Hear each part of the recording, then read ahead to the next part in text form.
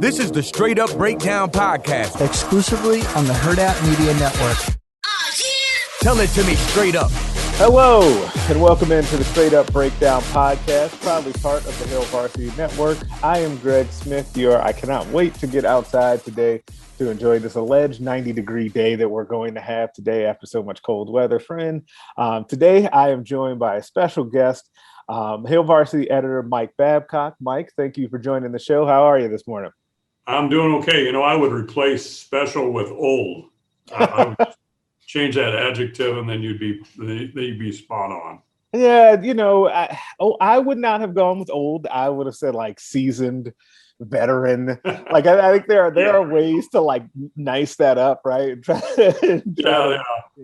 You know, so it's not just old, right? Yeah. There's different ways to get that across. So you have a good weekend? Anything exciting happen for you this weekend? Well, I did mow most of the yard and pull some weeds in between, you know, getting ready for Husker baseball. The Big Ten Network Plus provides coverage when games are not televised, you know, either by NET or by the Big Ten Network, the regular Big Ten Network, or Fox, or any of those. They're on BTN Plus. So in order to cover the games, I always watch the games and keep a scorebook, which I've done for a long time. When I was a kid, I used to keep scorebooks. When I listened to the radio, I'd listen to Kansas City Royals games, and I'd keep scorebook for those games. And so I keep scorebook for the games, and then I sort of look through the three games, or in some cases, I've had a couple of 4-game pod weekends, and prepare to write my story on Sunday nights for Monday. So, you know, that's my weekends have been sort of taken up by that. And because of the pandemic, I don't go to the games yet because the post game is still handled by Zoom. So even for the home games, and they allow access to reporters, and they've a handful do go, and they're socially distanced. But again, the post game is all done by Zoom. So I find it just as easy to do it from home, and, you know, not put one more person in the press area. Gotcha. Yeah, it's interesting too. And it's not to do what I always do on this show, just derail the conversation in a good way. But it's funny that you mentioned listening to baseball games on the radio and like keeping a scorebook, because that's actually, in a way, that's actually how I got like my love of sports and really kind of radio and now podcasting kind of comes from that. And it's funny to explain to someone younger than me. So like, even like say Derek Peterson, who works with us at Hail Varsity, right? To explain to him that even I used to sit around and like listen to like Chicago White Sox games on the radio all the time. And I have vivid memories of doing that. We used to like record them with a tape cassette, and then like me and my friends would go back and listen to them. And it seems crazy now to like explain that to someone. But that's also how I kind of really got into sports, is doing that. I don't watch as much baseball anymore, at least Major League. I follow along with the Huskers more because like it's part of work, but not, since I don't cover them. But so it's a little bit more fun for me to kind of enjoy them now. I am trying. I say this all the time, and if you've listened to this podcast long enough, I am trying to get back into baseball because I do enjoy it. I just don't have. It's weird. I don't have the same connection to it because I'm not home in Chicago to watch the games on TV or go to them. Like for some reason for me, it does not translate as well, say doing like, the extra innings package or anything like that, and watching the White Sox on my TV here versus when I go and visit my dad at home, I'll watch the game with him in his house and be just fine. It's just different, and it's weird. I don't know how to quite explain that. I saw some White Sox games at old Comiskey Park. Yeah. Briefly, you know, I drove up by myself and just went to the ball game, and that was good. But, you know, the other thing about keeping score, I kept score of basketball games on television, and they weren't that many that were carried, but when they were, I'd do them. And then when I lived in California briefly, they had the Golden State Warriors on. I lived in Northern California, and I did those games. And that was kind of how I kept track of my favorite players, because my favorite player was Elgin Baylor, and he played for the Lakers. And of course, Smart I was man. a rivalry with the Warriors. So, my distaste for the Lakers has changed now that Elgin Baylor is no longer with them. But, I still have those scorebooks Oh, wow. stored away somewhere of the games, and especially again, Elgin Baylor was my guy. I think I might have the Warriors didn't really have any names that you'd necessarily recognize. Fred Hetzel was one of their guys, the guy from Duke that was, but I was always Elgin Baylor. I followed him as little as you could when he was at the University of Seattle. Mm-hmm. He was an All-American there, and I got all the magazines and read about Elgin Baylor. And when I played, I tried to do a little jump shot step that he took. He kind of leaned forward and back and then jump up and shoot. I wasn't very good at it, but he's a great player. I really enjoyed watching him play. Yeah, he definitely was. Now, listen, each week we go through and we have a couple of segments that are mainstays on the show. The first one is called Coach Speak, where we go over something that a coach, player, or talking head said, and we give you the straight up breakdown of what they meant. Coach Speak to Real Talk. This week, I'm going to throw a little curveball, pun intended, because it comes courtesy of Nebraska baseball overall. Now, they've been really good in Coach Will Boat's first season. I think they're now 20-7 after this weekend series. They are in first place in the Big Ten. And a lot of people are starting to tune into them now or really lock in on their season and how it's been going. And something that I read from you over the weekend, Mike, is that their slogan this year has been gritty beats pretty, right? And so I wanted to get your take on that and what that really means, because you covered the team closely. So what does it actually mean when this team says that gritty beats pretty? Well, Coach Bolt has said that they keep a chart in the dugout of grit plays.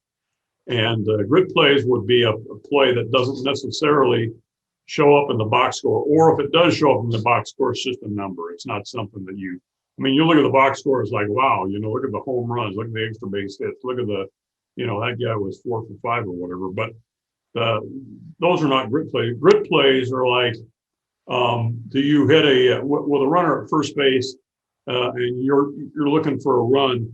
Do you hit the ball in the air to move him up in some way, other than not just, a sacrifice bunt could be a grit play, or a stolen base could be a grit play in a certain situation, or taking an extra base when you had the opportunity. Or a good example yesterday in the 9-6 12-inning win was in the 12th. There was let me get this straight now. Michigan State had a runner at third base and 1 out in the 12th. And fly ball to let's see. I'm going to get this wrong, but here's the essence of it. The third out was a throw on a single to center from Jackson Hallmark. He threw the runner out at home plate. Okay, and that was, the runner might have been at second base and he was trying to score from second, but that was a grit play. He made a great throw. If he hadn't made that throw and got that guy at home plate, which often is not the case when you had a base hit, that's what you're looking for to drive in that run. If he hadn't made that throw, there would have been no 12th inning. That was in the 11th. I think I said 12th. That was in the 11th. So Nebraska got another bat. Nebraska had an opportunity then and scored 3 runs, which began with a walk and a stolen base, and then the catcher threw the ball wild over the second baseman's head, and the runner moved to third. So there's a grit play. You steal the base, you draw the throw, it goes over the second baseman or the shortstop, whoever's covering, and you get to third base, and then a base hit, and you score, and Nebraska takes the lead, and then they get Efrain Cervantes, who follows up with a 2-run single, and I think he had been 0 for his last 29. Oh, wow. He steps up and he gets a 2-run single in that situation. They don't bat for him. those are kind of grit plays, guys that are stepping up, when you could be frustrated by the fact that, hey, I haven't been able to get a hit here, things are just not going well. And you're in that situation and you get some insurance runs from a guy who drives in 2 runs with a single. Or, just the simple thing of mindset. Nebraska got off to a 6-0 lead after 2 innings in that game yesterday. And all of a sudden, because of walks, same thing that helped them get that lead, because of walks and so forth, Michigan State scored 3 runs in the third, 3 runs in the fourth, or 3 runs in the bottom of the third, and 3 runs in the fourth, or in the third, and tied it up. And then they scrapped all the way. Nebraska struck out like in the game 22 times. 22 times. Wow. But they had the drive to come back and get the job done in the 12th inning. It's just an attitude. And like I said, they keep track of these plays. I don't know, one of the players keeps track of them. And it could be anything. It could be defense. It could be run of the bases. It could be a base hit in a certain situation by somebody that hasn't had some success. It's just guys stepping up at certain times and just grinding it out. And the significance of it, I think, in part is that's the way Will Bolt played when he was a Husker. Absolutely. And I think his team characterizes that because here's a frustration. This team comes in leading the Big Ten in batting average, batting .296, and you come into this thing and you're having all kinds of problems getting base hits, but they stay with it. They get a good pitching effort from Cade Povich in the first game. Chance Roach, does a pretty good job in the second game, gives them 6 innings, but gets he gives up. It turns out he gives up 4 runs, 3 of them earned, but Nebraska can only score 2, and it had been averaging almost 8 runs a game. It's just that mindset. Just stay with it. And I've won all the conference series to this point. There was a 4-game pod where they went 2-2, but they've won all the series, and other than that, and they've got it done. Just it's Larry the Cable Guy kind of attitude. Get her done. That's. Yeah, and it's interesting too because it's something that we talk about a lot in sports when you have a new coach come in, right? New coach, new manager comes in, and you always talk about that coach wants to put their imprint on a team. They want their culture. They want the team to take on the personality of the coach. There's all those little kind of sports cliches that happen that are true, right, in these cases. But it feels like Will Bolt has found a way to really tap into that with this team. And I'm glad that you brought the point up of that's how he played. And that's exactly, so that makes total sense as to why then he would prefer that style of play or want his team to embody that.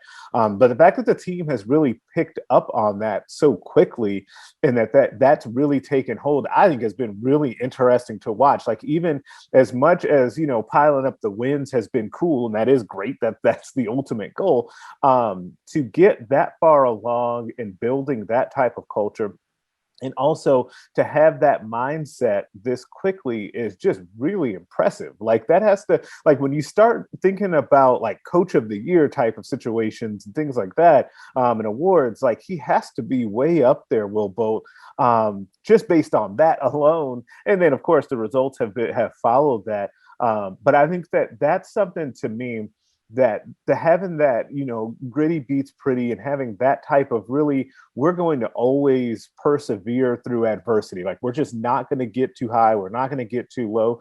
Those are the sorts of things that can carry you and sustain you in games like you were just talking about, where, they come in leading the league in batting average, but they're having some struggles getting hits. Okay, in the back of our minds, we know that we'll come through this on the other side because A, we've done it before, B, we're mentally tough, right? It also is a way, I think, a sustainable way to build your team, okay? Which I think is an even bigger point, even though they have a lot of really good recruits coming in this next year, right? And there's a lot of local kids that are coming in or are transferring. And it's amazing to see that happen. But when you're trying to also get by and build to that, where you're hoping to elevate the talent level, having this kind of foundation, I think really sets you up for good long-term success. Yeah, I think so. And then you mentioned the recruiting. One of the things that's impressed me is that the number of Nebraska kids that he has on the team. I think I looked at the original roster, the spring roster going into the season, and obviously not all these guys make the road trips and not all these guys play and whatever, but I think there were 17 guys from Nebraska on that roster. And I really think that you have to have that as a base, a foundation, because I think baseball is pretty good in this state. Yeah, it definitely is. Yeah. I've been involved in Legion baseball for years here, and I've seen a lot of these guys play actually, and I just think that's important. That's an important part of it. The other thing is when you come in, it's easy. I think a lot of coaches probably say these things. Okay, I mean, I don't want to make it sound like Will Bolt has an idea that nobody else has come up with or an approach that nobody else has had, and they might call it something different. But the thing so we're 27 games into the season now, and I've seen it. Okay, when you start the season, you can say those things, and it's like, well, yeah, okay, this is the way they're going to be. They're going to believe in these things, and then, players are going to say that they're buying in and everything. But it takes time to see it, and there have been 27 games where I've seen it. Now, put it in context. Nebraska's schedule is backloaded, I think. I mean, the Huskers have 4 games coming up still with Indiana, and they've got the 3-game series with Michigan to finish the season, and that's in Haymarket Park. So the schedule gets harder as you get down the line, and can Nebraska get through that? I think part of the advantage is that now you've had these 27 games to build this mentality that no matter what happens, we're going to come back. We're going to get it done somehow. And so that's a reason I think for optimism down the stretch. But one of the players told us in one of the midweek Zoom conferences, I was asked about where they stood and how they were winning, and at that point they won 4 or 5 in a row or whatever. And he said, and I don't think he was just saying this. He said, we let sports writers keep track of that stuff. We don't keep track of that stuff. We just keep track of what the next day is supposed to bring for us. And the next day might be a scrimmage during on Tuesdays, getting ready because there are no midweek games. It's like one game at a time, focus. And I think this is a focus group. Yeah, and I think that is always the goal. I think to have a team like that, right? That is always focused on just the next thing.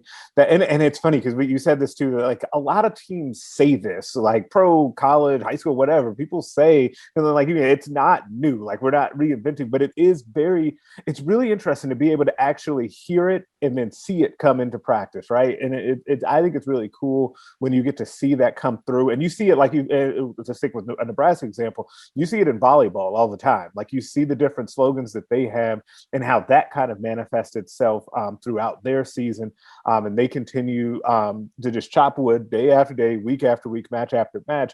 And I think that if you do that enough, and that's just the expectation of what it's going to be like in that program and for that team, I think that helps everything, because what really end up happening for baseball is okay, this foundation is kind of poured, that gritty beats pretty, and that we're going to always we're going to beat adversity. We're going to be mentally tough. We're going to take it one day at a time. Well, what happens when this crop of recruits comes in and you've got a couple of guys that are borderline MLB draft picks, and we'll see a couple of them really could get selected in the MLB draft and have real decisions on their minds or on their hands before they get to Nebraska. Let's say they all make it to Nebraska, but they know the expectation when they get here, right? They know what's going with the day they step foot on campus. They know that they have how they have to behave and how they have to conduct business. And I think that because it's a positive thing, that can really help Will Bolt in trying to continue to keep this going and push this forward. I think they've got something really interesting going. I think that as hopefully the weather continues to go on the trajectory it's going, more and kind of the restrictions are kind of changed, you'll get more and more people out there. And I think Nebraska fans obviously always support their athletics, and so people will continue going out there and continue to support this team. I think something really cool is happening, and I think that Husker fans have been starved for a more competitive baseball program to begin with, because even when going back to, and we started off talking about you being seasoned, I will make myself old and seasoned, and that, like, when I first got to Nebraska, I came here when Alex Gordon was here. So my introduction to Nebraska athletics was really Nebraska baseball being really, really good. Like, that was kind of what I got introduced as here. So I've always followed along with them since I've been here, and hopefully they're trending kind of in that direction if they stay on this path. A Nebraska guy too. Alex Right. Gordon, Java Chamberlain, Brian Dunsing, Daniel Bruce, and I'm going to quit saying these names because I forget somebody, but there were Nebraska guys, Andy Gersh, there were Nebraska guys that made a significant contribution to those rosters. It was important. There was a good foundation there, but those were good teams. And again, the ones that both played, the last two that both played on College World Series teams. Right. And then one after Van Horn left, that's still.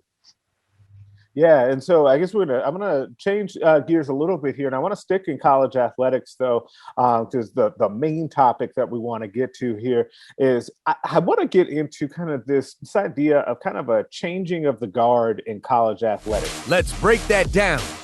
And we've seen some examples of this. So here recently, there was a story actually here going around, and I'll put it in the show notes. I forget the actual publication, but I will find it and put it in the show notes. It was a softball story making the rounds about the unequal treatment between the women's collegiate softball tournament and the College World Series, and kind of detailing how softball, up until very recently, didn't have showers at the facility. They basically played their games, got on the bus, went back to the hotels. Like, there weren't bathrooms at the facility or in the dugouts. There weren't bathrooms. They had to go to the public bathroom and get the porta potty situation. Like, it was a bad deal, right?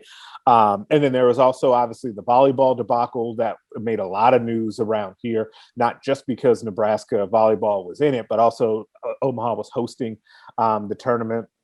Then there was the women's hoops debacle before that, where you saw the gift bags and the weightlifting situation. But it also goes beyond that. It goes beyond a gender discrepancy too. We saw football players recently over this last year kind of speak up about different social movements. We saw football players speak up about at various schools around the country about their treatment or what they thought was a lack of treatment during COVID, and kind of those protocols that was not at Nebraska. Nebraska did a good job with that. And so, Mike, what I wanted to get to you is like, how have you seen this play out kind of in your time of covering sports, I guess, which, as you said, goes a long way. But these things to me have rapidly changed. I don't even think in the last 5 or 10 years that you would have seen college players speaking out about some of the things that they've spoken out about just over the last year. I don't think that would have happened even 5 years ago. No, I don't think so. I think you're right, Greg. And so I'll recount one story, a very short story that came to mind when there was questions about how the volleyball tournament was handled, and how the women's situation was so much different than the men's and the NCAA tournaments, the way they did things. Again, when I was at the Lincoln Journal and Star, one of my beats was volleyball, and Terry Pettit was the volleyball coach, and I always enjoyed talking to Coach Pettit, and actually we had a pretty good connection, probably connected with him as well as any coach I've ever dealt with. And so I spent time, I'd go over to his office and talk about his team, and we'd sit. And what I remember is his office initially was basically in the Coliseum, in a janitor's closet. I mean, it was like his desk was one place, and then there was like a big pipe or something, and he had to look around it to see his assistants. And when he went out to practice, because I watched a practice or two that they had.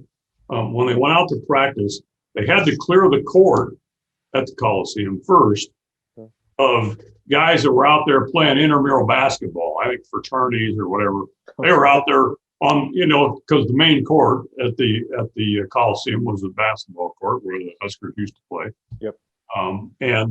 And so guys were out there playing intramural basketball, and Coach Pettit would have to say, "Hey guys, it's time for our practice," and then he would have to tote out the nets and set them all up and whatever after the guys got off the court before he could begin practice.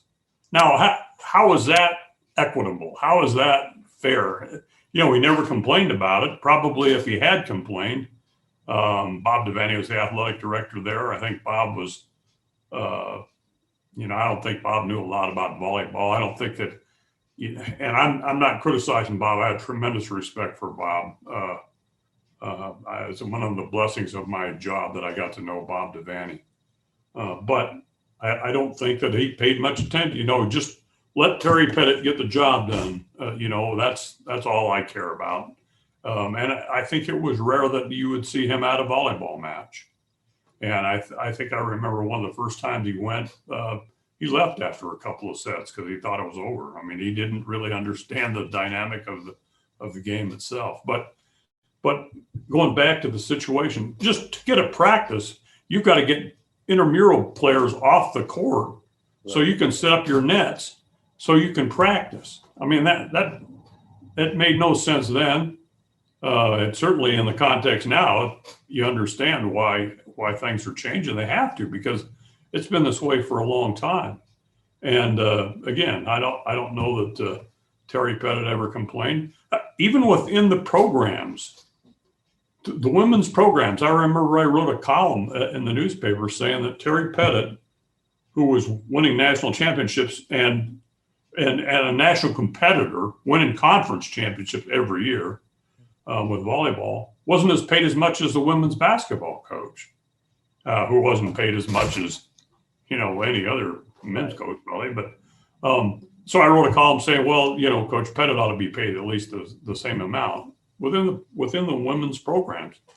And that was the only time that Devaney ever got really mad at me. He called me up and swore at me and whatever, and hung up the phone on me, and because he said I was making him look bad. But you look at it now, John Cook is the most successful coach in the athletic department consistently, right? I mean, yeah. Is that unreasonable to say?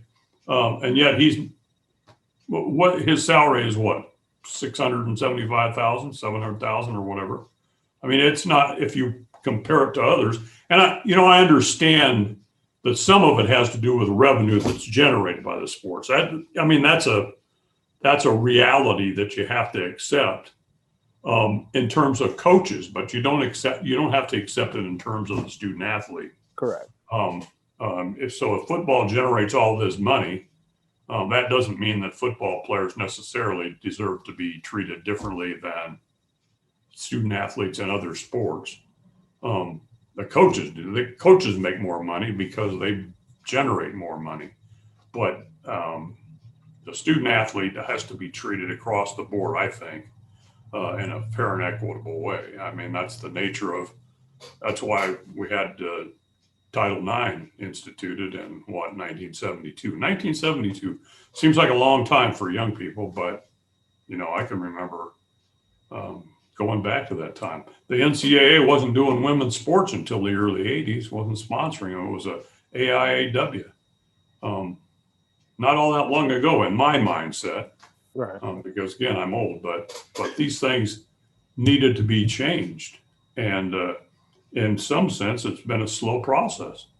Yeah, and that's to me, it's interesting too, because I think that on one hand, it does feel like it's been a slow process and it's been a long time, but then on some hand, it feels like it has not been that long, as you said. But I think that the main thing is that, and what we've seen in particular with the different tournament treatment and the facilities and venues and that sort of thing, is that it doesn't have to be that way, and it shouldn't be that way considering what the NCAA's like branding and messaging is.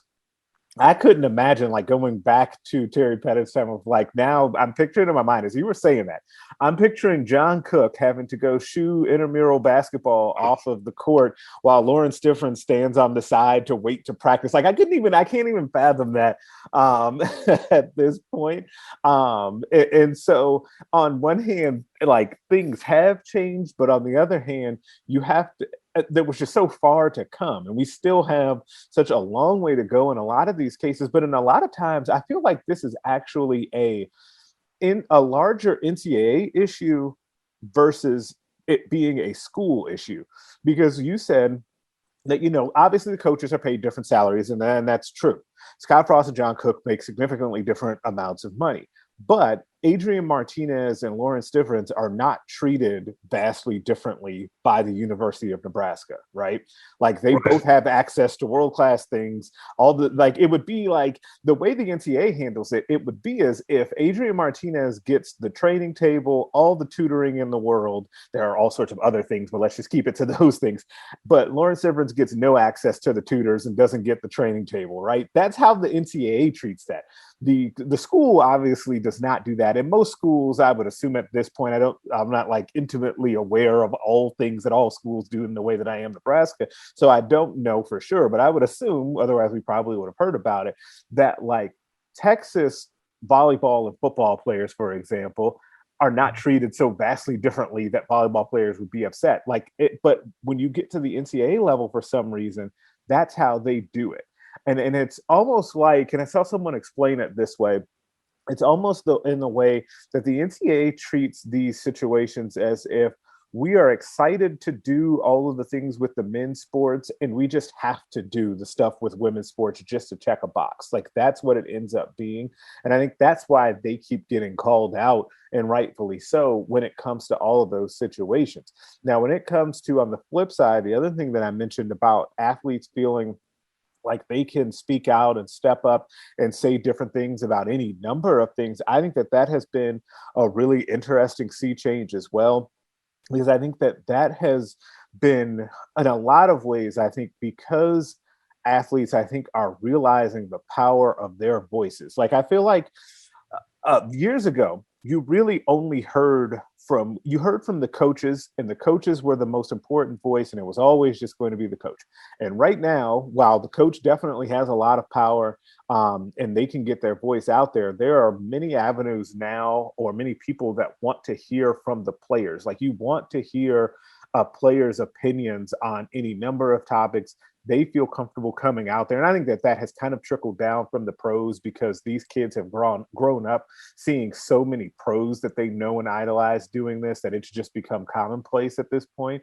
And I actually think that that's a cool thing. I think that part of what college is for you to grow and learn, and to figure out the way that you want to navigate life. And I think that I know that a lot of times that there are people out there that get uncomfortable with that and getting to hear from athletes, especially college athletes, on various things. But I think that it's important that they're able to then get their voice out there and let their voice be heard, and especially in things that affect them. Like when we were talking about different social movements on campuses, and different rallies and stuff, how they were treated during COVID, any number of things that come up with these college athletes. I think that that's a neat thing to see as well.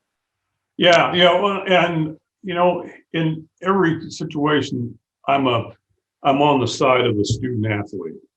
I mean, I just think that it's important to understand that the commitment they're making to do what they do, and I see these people that are cynical. It's like, well, they ought to be just happy with what they got. They got a scholarship and they got this opportunity, and other people don't have that. And they do have these opportunities, and they do have scholarships, and they do have some things that other students don't have. But they've also put in a commitment to do what it is they do. I mean, they don't, their day schedule is much different than the average student at the university. So much different. and the regular student at the university, can speak up. They can say whatever they want. I mean, Right. it's freedom of speech, right? I mean, they're university students. They're there for a reason. So to learn and to have a voice in things. So why should not student athletes have the same opportunity? What would nullify their right to have that opportunity because they're a student athlete? Because they have a scholarship? I don't think so. I mean, I had a scholarship in graduate school. I had a graduate school scholarship, but nobody said I couldn't have an opinion on something. Correct. That was, it just seems reasonable, and why that wouldn't be is beyond me. I mean, I'm for the student athlete, and so when you talk about transfer portal and all that, I'm in favor of that. If it benefits the student athlete somehow, I'm in favor of it. Coaches get paid a lot of money to figure these things out. So if they got people transferring, that you got to figure that out. I mean, that's why you're getting paid. You got to figure it out. Again, it's interesting too that you mentioned that, because that came up again this week. It comes up a lot, especially in football and basketball, but it came up in football. I don't know if you guys listening caught the Greg Austin line about that and how he described that this past week. And I thought that was fascinating, where he essentially said that, you have to you're basically re-recruiting guys when they're on your team, but you're also making it so that they feel that they are valued and that they know the plan and that they understand what's happening. So you have to understand that it's important to not only get those guys on campus and to get them bought into what you initially want to do, but you have to keep them engaged. You have to have a plan for them. You have to know that they're valued. And I think that Greg Austin really nailed that when he talked about it this past week. And coincidentally, I then went and ran the numbers on offensive line transfers out of Nebraska since Austin and Scott Frost have been here. And offensive line numbers are way down compared to some other position groups. And I'm not saying that he's figured out some magical elixir, but at the same time, obviously the approach that he's had has definitely worked. And I'm with you. I think that I'm in favor of the transfer portal, but as I've also written in various forms or said, even probably on this podcast before, is that the only thing that I would put a caveat on that is that guys have to be careful what they wish for, in a way, right? Like the old saying of the grass is not always greener is an old saying for a reason, right? And Right. You just never know what you're going to get yourself into entering that portal, thinking that you're going to upgrade your school or that you're going to go to even a school on the same level. That doesn't, most of the time, does not work out that way. But in general, I am in favor of that as well, because I'm completely with you. Things that are beneficial to the student athlete, I am for, because I think that for whatever reason, and there's a number of reasons probably, people are very quick to want to have student athletes just not have a voice and not be able to move or not be able to do this or that simply because they have a scholarship. Like the amount of times that you just hear, oh, they should be happy with that scholarship. Yes, they should be happy with that. But as we've also detailed in various stories, and Aaron Sorensen wrote a great yearbook story, kind of chronicling Adrian Martinez's day and what goes into that. If you haven't read that, take a look at that. I'll put it in the show notes because I know we posted that online. Like it's very involved. Like it's sun up to sundown, and that's even before you get to what happens in season. When you actually have games to play too. So there's a lot that goes into that. Yeah. And the one thing sort of, I don't know how it fits in, but I think it's really important. And I see less and less of this, the concept of team, that the successful teams, like we mentioned with baseball, we mentioned with volleyball, the successful teams, and I think I see it developing in football, is that student athletes are able to set aside the concept of me, and it's for the team. And if Greg Austin can retain guys, part of it is I think that these guys have bought in or understand the importance of team. Mm-hmm. And it's more and more difficult, I think, to develop that attitude in this day and age, because you have 7-on-7 camps and you have quarterback coaches outside your right. Your collegiate program, and you have you have schools like IMG Academy, where kids go from high schools down there to do high school work so that they can enhance their situation. Like I remember one of the junior college transfers, I think it might have been Carl Hicks, but it was one of Nebraska's junior college transfers, and he was an offensive lineman. And he said it was great to get to Nebraska from this junior college, because at junior college, all the guys wanted to do was get to the next level. There was no team. Absolutely. There was no team to it. You just played for yourself to get to the next level, to get that scholarship from a four-year school. And, even at the four-year school or at the junior college level, somehow the successful teams are the ones that can develop that concept of, it's not just me, it's everybody. I think you see it with Alabama. When you watch Alabama play in the national championship game or whatever, I think you see that team. Mac Jones, the quarterback, he waited his time. Oh, yeah. In most situations, that doesn't happen. Especially at that position, that quarterback, that never happens anymore. So obviously he understood that. So that's the one thing that sometimes, if I say I'm for the student athlete, it can create a problem, which it is what it is. It can create that problem that it's me over team, and so I can, I'm not going to be a backup for 2 years before I get my chance. I'm going to go somewhere else. And like you said, somewhere else might look greener when you head there, but it might not be. But it might not be. And that actually brings it back full circle to the gritty beats pretty, right? And now every week we end the show with my favorite segment every week in the show called Put 'Em on Blast, where we basically put someone on blast for something that they did or said. Put them on blast. I'm going to, again, this is like the day of me throwing curveballs today. I am going to throw another curveball, and I'm going to actually go outside of sports because, it's my show and I can. So I am going to put the Oscars on blast, or the Academy more specifically.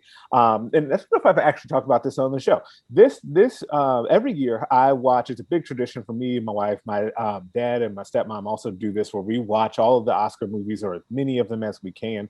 And then we kind of do a little scorecard, and we kind of try to pick our winners, and we discuss all of the movies and all of that. This year, of course, being a little bit of the exception, because it was just harder to see all of the movies with theaters being closed and all of the different stuff. Like, there was just a lot happening with trying to see as many. So I didn't see as many this year as normally. Normally I see, like, when I see all of them, like all of the best pictures, all of the like actor and actresses categories. And then we also do a thing here at the Ross, actually on campus. They do a thing where they have the shorts where they show them in like 2-hour blocks. And so live action, animated, and documentary shorts. We did actually go and do that this year and see all of those. So I'm very involved with this. That I say all of that to say that I'm very involved with the Oscars. So the production of the show this year was weird. It felt like that they were trying to be different just for the sake of being different. Like, the angles were weird. They shot it as if it was supposed to be like in a theater. Like, motion was weird. Like, it was just strange. And they said that they were doing this for the sake of bringing more people in. I feel like, and I've probably been like very involved with this for maybe 10 or 12 years. I feel like every other year they're talking about we need to do something to spice it up and to bring more people in. I feel like the Academy and the Oscars just needs to accept that they are a niche show. There's only going to be a certain segment of the population that really gets into this. I happen to be in this, and that's fine. I don't think that it needs to be like this huge, expansive thing. Just go ahead and put the show on for the people that really enjoy it. They also switched the award order where it would match. Even if you don't watch the Oscars, you should probably know that they end the show with Best Picture. That just makes sense, right? They didn't do that this year. This year, they ended with the actor and actress category, which is a whole nother debacle because it felt like it was built up for Chadwick Boseman to win for Best Actor for Ma Rainey's Black Bottom, which was a very good movie based on a play. And Chadwick Boseman obviously passed away tragically this year from cancer, or this last year, 2020. And so it felt like he was going to win. He did not. Anthony Hopkins won for The Father. And so it was just kind of a weird ending. So for all of those reasons, I am putting the Academy on blast for that, even though there was a lot more diversity in the Oscars this year. That was good and appreciated. And there were a lot of like first time winners that were really cool. But overall, the show was kind of a mess for me. And so for that, they have to go on blast. So Mike, I always eagerly await who my guest of the week is going to put on blast. And I am eagerly awaiting for you as well. Who are you putting on blast? I'm Greg. I'm just going to make a very, very simple blast. And I think that it's so obvious to me that there's no great insight involved in what I'm going to say. And that is the Big Ten Conference, which I could put a lot Big Ten Conference on the block for a lot of things as far as I'm concerned. But the Big Ten Conference is not having a Big Ten baseball tournament or a Big Ten softball tournament at season's end. Why is that? Because of the pandemic. There were basketball tournaments, right, and those were indoors. Baseball is outdoors. Baseball and softball are outdoors.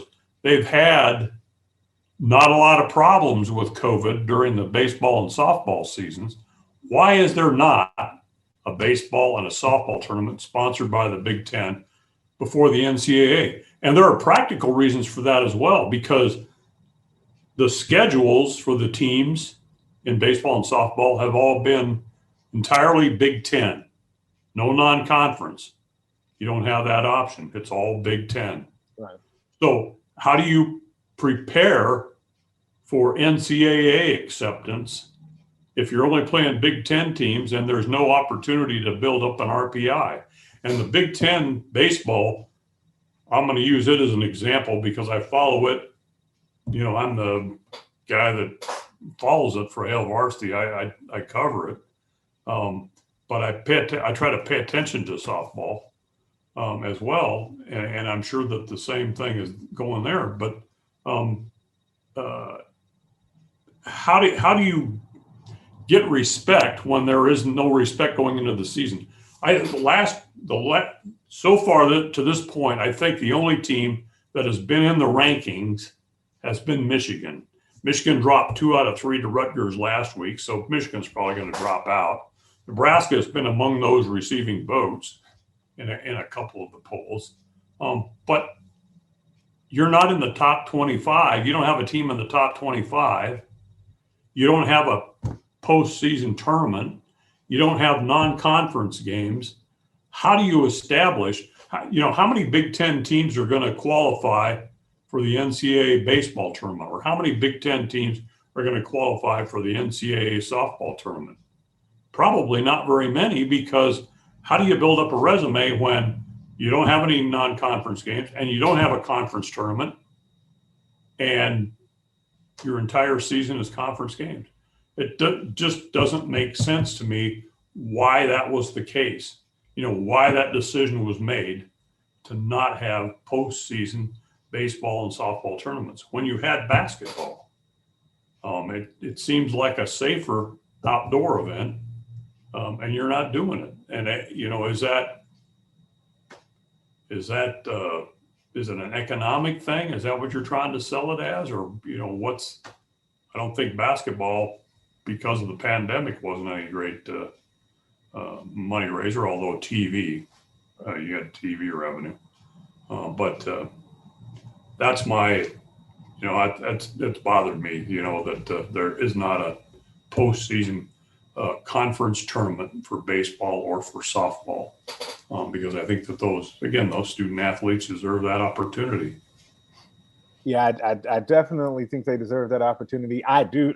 I can't disagree with anything that you said, but I think that the practical reason of getting them ready for hopefully being able to qualify for the NCAA tournament, I think it's a big deal as well. But I think that putting the NCAA on blast is always in favor around here, or putting the Big Ten on blast, which is they've had their share of missteps over the last year. They just definitely need to continue to be taken to task for the actions that they've had as well. That'll do it for the show this week. Subscribe to the podcast everywhere that you can listen to them. Rate us and leave us a 5-star review. If you only leave 4, I'm inclined to think you're a hater, and nobody wants that. Make sure that you're checking out the other podcasts on the Hail Varsity Network, the Mind Your Own Podcast, Varsity Club, the Nebraska Preps postgame show, and the Hail Varsity Radio Show. And make sure that you're also checking out the Hail Varsity YouTube page. We post a lot of good content over there, including my recruiting question video of the week that goes live every Monday with myself and Aaron Sorensen. I will catch you again next week. a Hurrdat Media production.